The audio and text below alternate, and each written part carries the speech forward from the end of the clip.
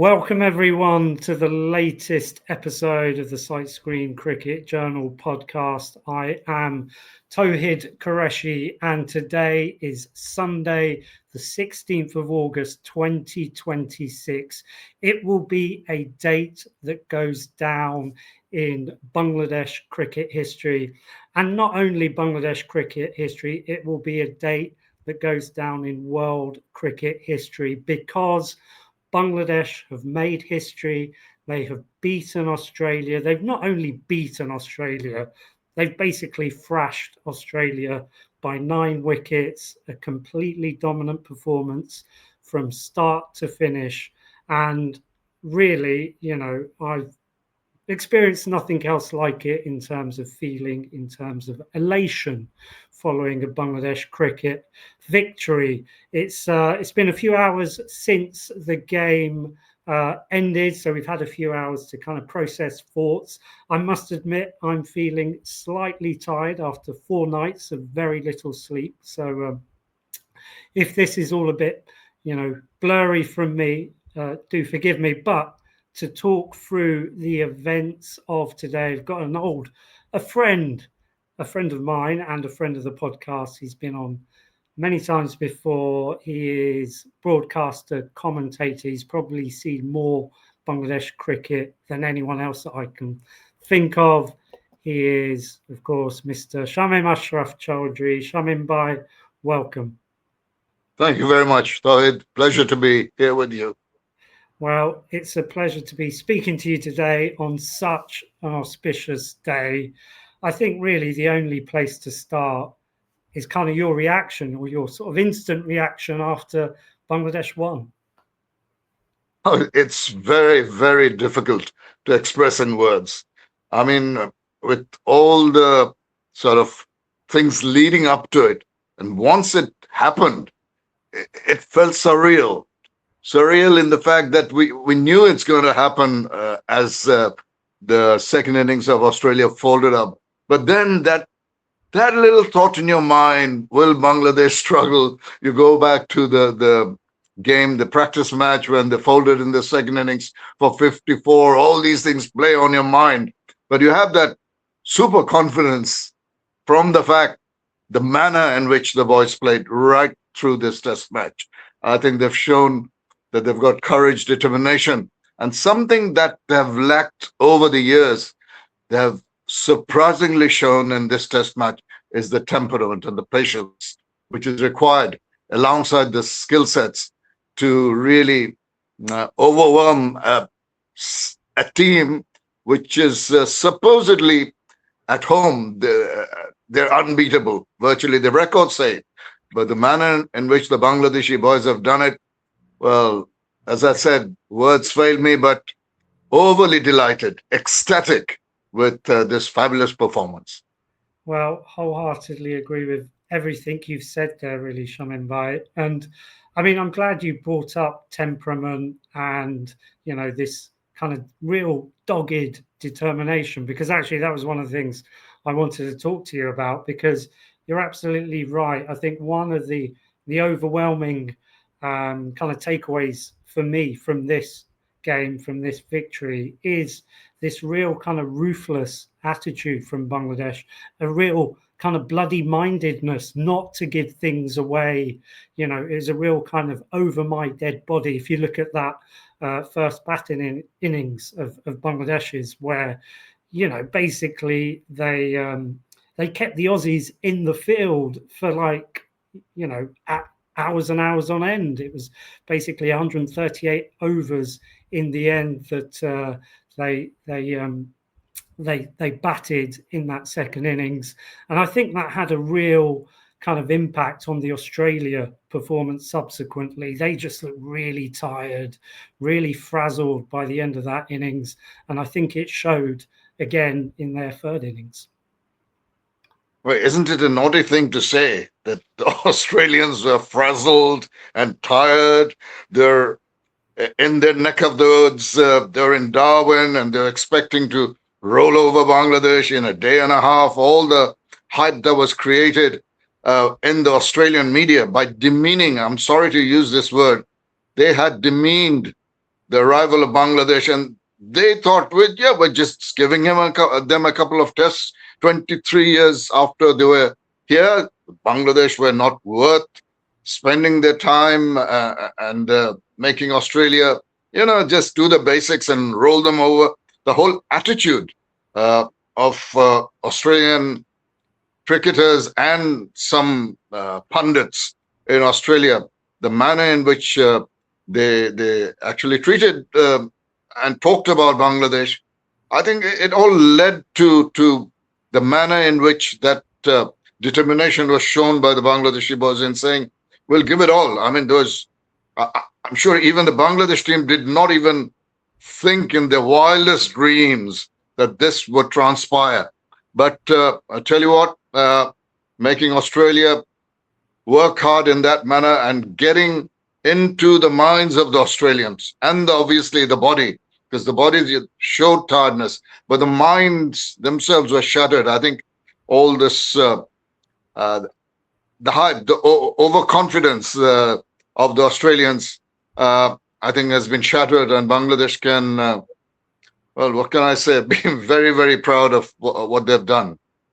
Absolutely, for sure. I mean, yeah, it's interesting what you say about some of the, disparaging comments against the Bangladesh team. I think I was reading somewhere, forgive me, I've read so much over the last few days and it's all a bit of a blur because of my sleep deprivation, but I'm sure I saw somewhere where, there were disparaging remarks made by some sections of the Australian media against the Bangladesh team. And I think Phil Simmons used that as inspiration. Basically, I can't remember if it was after day one of the test or maybe even before the test match.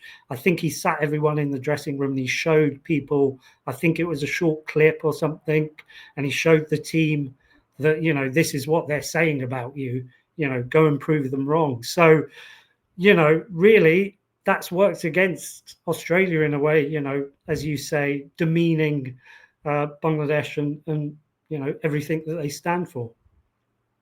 Yes, indeed. And also, you've got to take into consideration with everything going on outside the ground. It is at the end of the day, the skill sets of the Bangladeshis and of course their temperament, a team which is not used to playing too much test cricket, a team which has just been beaten badly by Zimbabwe in the recent past, 2.5 days test match over. I don't know what came over them. They shouldn't have been sort of in that kind of a situation. A team which had scored 54 runs in a practice match against Cricket Australia 11. And this incredible turnaround, I just cannot fathom or work out the reason for this this absolutely astonishing, mind-blowing transformation in their approach and their application. As I said, skill sets were so very important. Test match played in a proper manner. And I must also say that Darwin, being near the equator, maybe a little warmer than the other big places, the centers that you play cricket in Australia at this time of the year, maybe that helped their cause a bit. But, you take advantage of any kind of situation. And once you are on top, Bangladesh have been known in the past of not going for the jugular. They have faltered at many, many occasions over the years when they've taken themselves to a position of strength and then suddenly they have collapsed. They have imploded and they've got a really defeat from the jaws of victory. But thankfully, this turnaround will go a long, long way in ensuring that Bangladesh can go back and say we beat Australia in Australia. Not only beat them, as you mentioned earlier, really slaughtered them, I must say. And it's so nice to use these words at the end of a test match against Australia in Australia. Bangladesh boys showed what test match is all about. You just compare the numbers of test matches, Australia, number 1 test team, Bangladesh, number 9 test team, what Australia have played over the years and what Bangladesh have done with so little experience, coming out in such a manner and really making an emphatic statement here. Bangladesh need to carry on. And that is one little concern I have amongst all the elation, is that will they be able to carry on this foundation, if I may say, after so many years of winning test match in Australia? Can they carry on and repeat it in the next test match? Absolutely, yeah. That's going to be the real kind of test, or a bigger test perhaps going forward. But just to pick up on a couple of things you said there, yeah, really agree with what you were saying about we can think instantly of probably a dozen times in the past where Bangladesh have snatched defeat from the jaws of victory. Think back to that famous Asia Cup game against India. How many runs off how many balls, how many wickets? Three runs of two balls, I think, or 2 runs of 3 balls, something like that. Something ridiculous, which Bangladesh ended messing up in the end. But I think, for me, what I hope that this win does, we always hear, I suppose, of this stereotype of Bangladesh and maybe even Bangladeshis being emotional people. And I don't really like that phrase, to be honest, because I think it doesn't really mean everything. We all express emotions, whatever those emotions might be. But I guess, the point is people often think that Bangladesh as a cricket team, get carried away at certain times when they just need to kind of keep calm heads and think a bit more rationally about things. But basically, that's exactly what they have done from ball one of this test match right throughout. I mean, I'm not going to go through the whole scorecard, but just highlights from the innings, I suppose, or from the match in general. I felt that Bangladesh just never let Australia get away with the game at all. So just thinking about the first innings when they were bowled out for 198, there was never any substantial partnerships built within that Australian innings at all, really. And then when you look at Bangladesh's batting innings, conversely, there was that slight kind of middle order wobble. I think there were 3 quick wickets after Australia took the second new ball. And, Miraz was still at the crease then. And you thought, well, this could be it. They could be bowled out for, less than 200 maybe, or round about 200. But that didn't happen. And it goes back to this real bloody-minded determination from those lower order batters. I mean, fantastic performance from Miraz. We'll talk about him a bit later, but 65 from 154 balls. Hassan Mahmood as well, chewing up 92 balls for 14 runs. Now, that might not sound very significant, just 14 runs.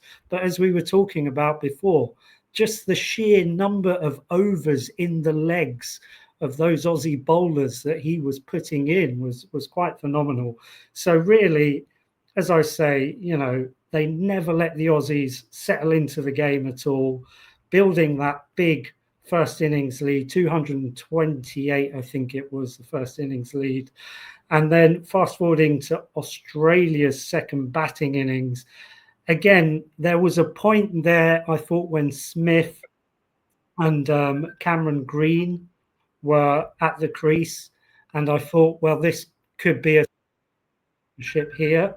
But again, I wouldn't say it was a turning point, but that caught and bowled of Steve Smith from Miraz, I wouldn't say it was a turning point because Bangladesh were always ahead, but for me, that kind of was the game pretty much, because from that point in, yes, Cameron Green got to his century, but there wasn't really much support there with him.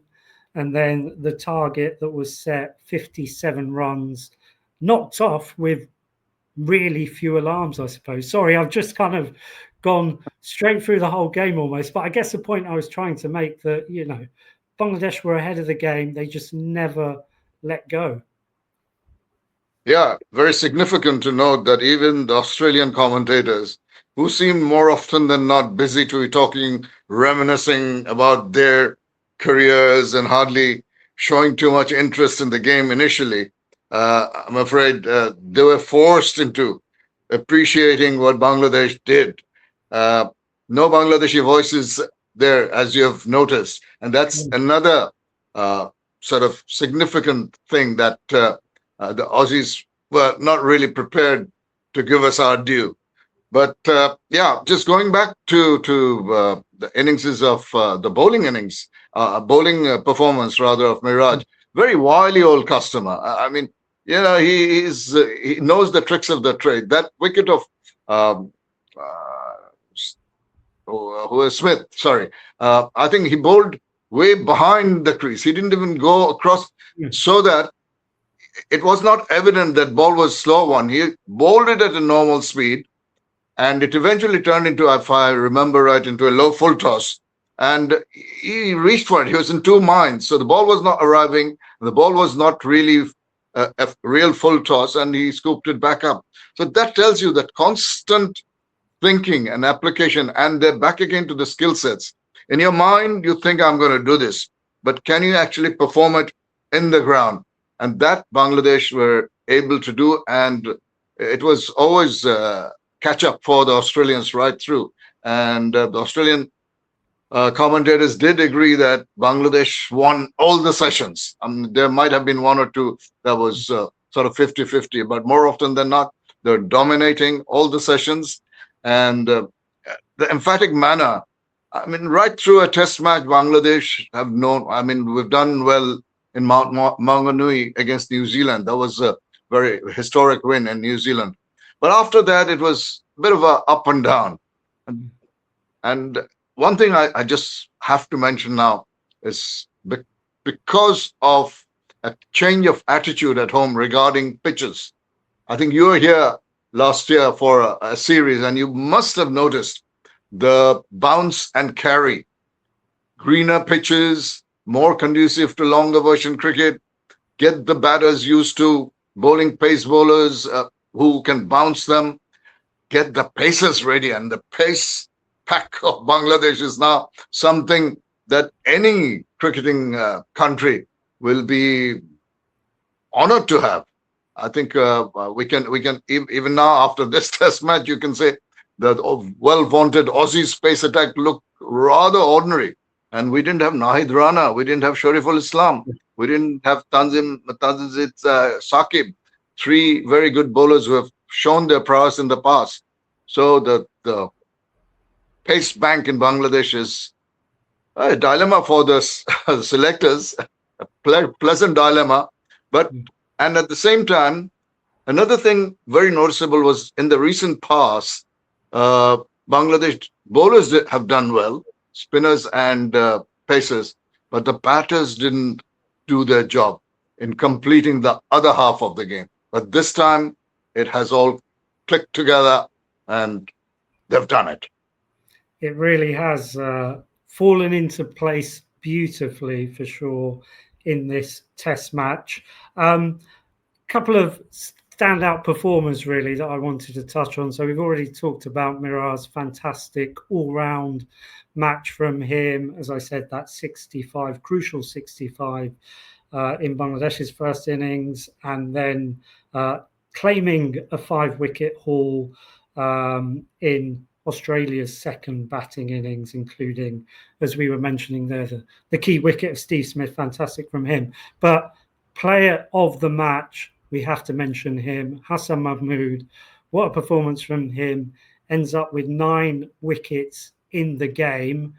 Just took wickets throughout. You know, I think for me, what was really impressive, so he got both Aussie openers in both innings. So really set off each of those innings in a great manner for Bangladesh. Just seems to have fantastic skill, fantastic control, and just seems to be a bit of a captain's dream.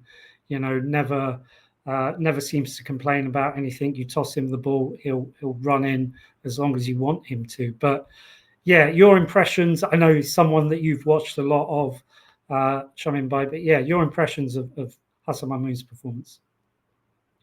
Do we have to talk about him? I think he's shown the world what he's made of. No, seriously. This guy caught the eye of Alan Donald when Alan was our pace coach.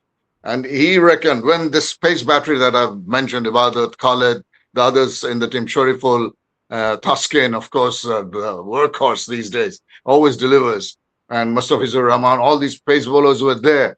Everyone was looking at Mustafiz for his cutters and his slower ones and his ability to really fox the batters. But that was the other versions that he had done better. But it was Alan Donald who reckoned that Hassan Mahmood might not be the fastest, but he has got the best control over bowling.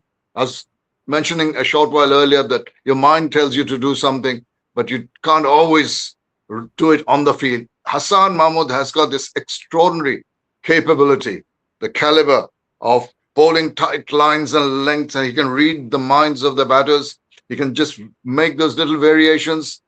Not the paciest, as I mentioned, but as a swing bowler, he impressed Alan Donald, and eventually Sean Tate came over and he was also impressed. He exploits conditions. He may not be good on all kinds of tracks, but you must remember, you might have seen him. He played, I think, for Kent in the county, a couple of matches, and he was quite impressive there too. So give him that little bit of English condition or Aussie condition, and he will exploit them and he will give you the results. And he is a quiet sort of guy, well-spoken, not overly emotional, as you mentioned, like we Bangladeshis are. He doesn't know histrionics when he takes the wicket. He's just doing my job kind of guy. So he has been an absolute asset to have in the team.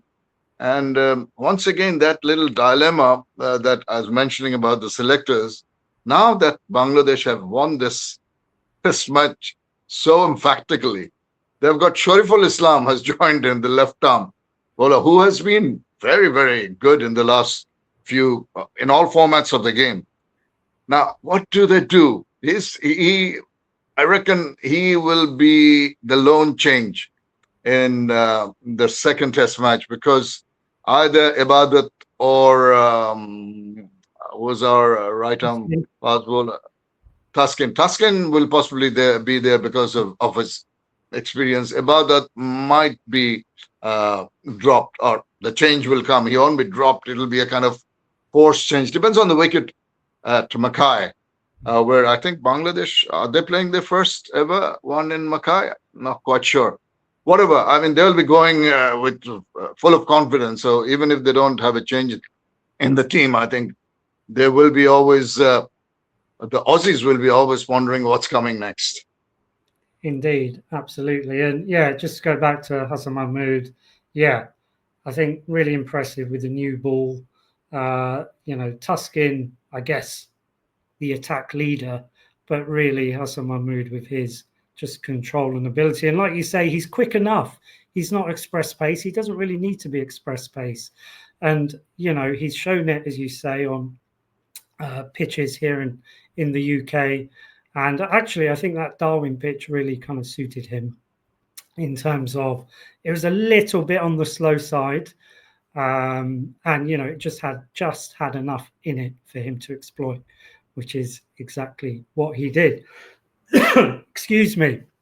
The last kind of big performance I wanted to talk about was someone only in their second test match, the opener Tanzid, striking that fantastic century, really to sort of set up that big total for Bangladesh in their first batting innings.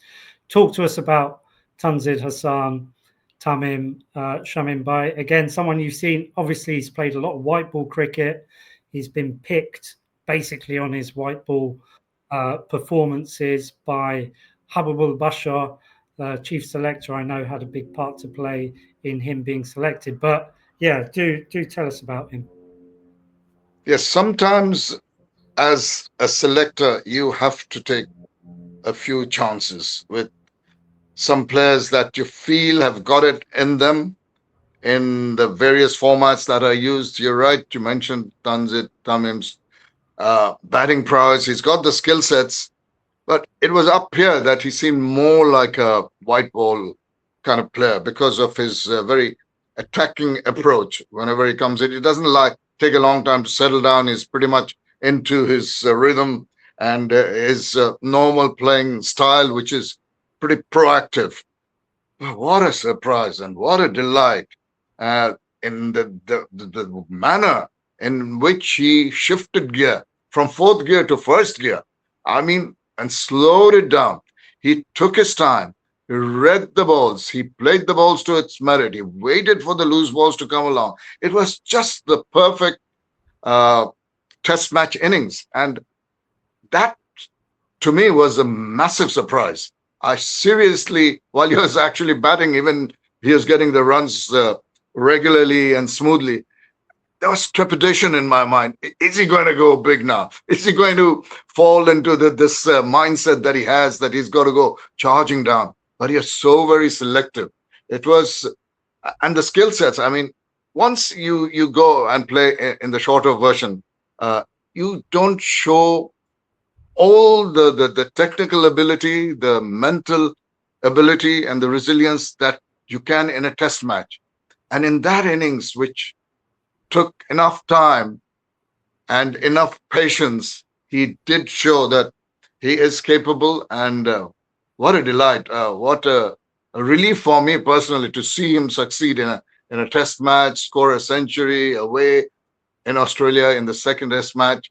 And if he continues in this manner, and if there are not too many white ball cricket matches sort of getting into his mind and disturbing that serenity that he seems to have achieved, I think it augurs well for Bangladesh. For sure, yeah. Like you say, I think for someone so young, not in terms of age young, because he's not actually that young, sort of mid-20s, but young in terms of test match experience, for someone so inexperienced to kind of pick up the rhythm of test match batting so quickly and so impressively was really quite something for sure. And yeah, it's a good point you make about, the dilemma, I think, which faces so many kind of young cricketers out there at the moment in terms of all the franchise opportunities that are out there against test match cricket. But yeah, like you say, let's hope that he remains in red ball cricket for a very long time. Shombai, before we leave you, I just wanted to maybe ponder on, and I guess you sort of touched on it right at the start in terms of what does happen next now for Bangladesh. So I guess a couple of things. Obviously, they've got the second test coming up in about a week's time, or just less than a week. So clearly, they'll be in a good place to go into that match and hopefully put in a good performance and potentially win the series. So there's that aspect of this question. But the other aspect, I suppose, is actually looking more widely at the World Test Championship and, where Bangladesh are placed in that, because after today's win, they are placed very handily. I haven't got the table in front of me, but they're certainly up there in sort of one of the higher positions in the table. And just looking at Bangladesh's kind of next test assignments, they've got the West Indies at home, which I'm sure you'll be covering coming up in a couple of months' time. They've got South Africa away. They've got England at home as well for another couple of tests in February. So certainly those home tests, I think they've got to be considered favourites for those series. So, if they could perhaps cause the mother of all upsets, maybe, and even win at Mackay or get even a draw or something, who knows, and win this series. And like I say, those two home series, you would back them as favourites going into both of those. Then, the chances are kind of mind-blowing in terms of the World Test Championship. And should they be booking their hotel rooms for London for summer next year? Well, they're coming, I know, in May, but the World Test Championship is a month or two later. Yeah, I understand where you're going. It's a long way, but you can always dream, and the dream starts when you go to sleep. I think they've gone to sleep in a manner of words, in the sense that they've got this wonderful, wonderful start. This will definitely bolster their confidence. But as we all know, cricket is a funny game, and Bangladesh, even after this fabulous, extraordinary, historic win, they're still a team which have got their ups and downs. You've got to accept the fact that the consistency that's required for a smooth movement, a steady movement is missing.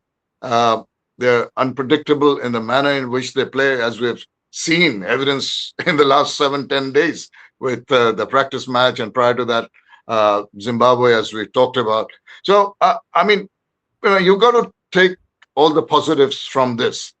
And another positive I must mention before we leave is the celebrations. So did you notice that after Mominul Haq square cut that to the boundary, did you see any dancing around, diving around, pumping the fist? Nothing. Going across to his partner, shaking hands, just putting a shoulder over the other one, and just as if it was just another day at the office.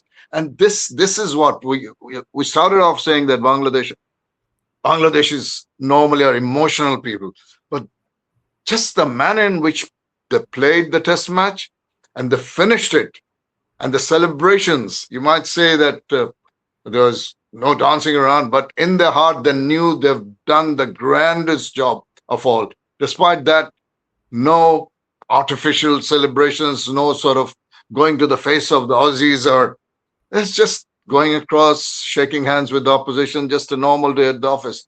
And this also tells me the maturity level of these guys, realizing the fact that it's all hard work, consistency, diligence that pays off. And you can enjoy yourself, but you can always tell yourself, this is, maybe they were telling themselves, Australia, you didn't pay us enough importance. We're showing you how it's done, and we're going to do it again in the next test match. So watch out, because we've got that determination. Absolutely. Well, yeah, fingers crossed it all carries on in the same vein. And yeah, totally agree about Mominul Haq. He's one of the calmest, coolest characters anywhere in world cricket, I'd say. And yeah, just again, going back to what you were saying, yes, Bangladesh are by no means the finished article as a test outfit. They're very much a work in progress, I would say, which is a good thing, because it means they can only get better. There's still, like you say, a couple of issues with the batting at the top. And then obviously you've got the two veterans, Mominul Haq and Mushfiqur Rahim. They're not going to carry on forever. So, there needs to be a bit of forward planning, a bit of work there as well. But for the moment, like you say, Shamim Bhai, I think we can all just enjoy and rejoice in what we've seen in this test match. Shamim Bhai, thank you so much for joining us today. As I say, momentous, auspicious day, and I'm really glad you were here to talk about it with us. So yeah, thank you very much. It's always my pleasure to talk to you. And on a day like this, thank you for having me. And I hope whoever is listening got a pretty good idea of how Bangladesh feels and what needs to be done. But once again, I must finish by congratulating the boys on this fabulous, historical, surprising win. And just hope that they keep up this wonderful work and make all Bangladeshis happy. Thank you once again. Thank you. Thank you, Shamim Bhai. And thank you all for watching and listening. As Shamim Bhai was saying, a momentous occasion. Bangladesh have beaten Australia by 9 wickets. I'm going to keep saying it until I get sick of saying it. I didn't say it at the start, but I think it really has to rank as Bangladesh's best ever day of cricket. It happened today, Sunday, the 16th of August, 2026. So thank you all again, everyone, for watching. Do keep watching, subscribe, like, share everything that you see on the YouTube channel. And as you can see, do follow me on X as well, on @SightScreenCJ for all the news, views on Bangladesh cricket, everything that I'm up to in terms of written content, in terms of video content. I do all of it. So yeah, do check it out. Do keep supporting me. It's much appreciated. But on this happy, happy day, I'll see you again very soon.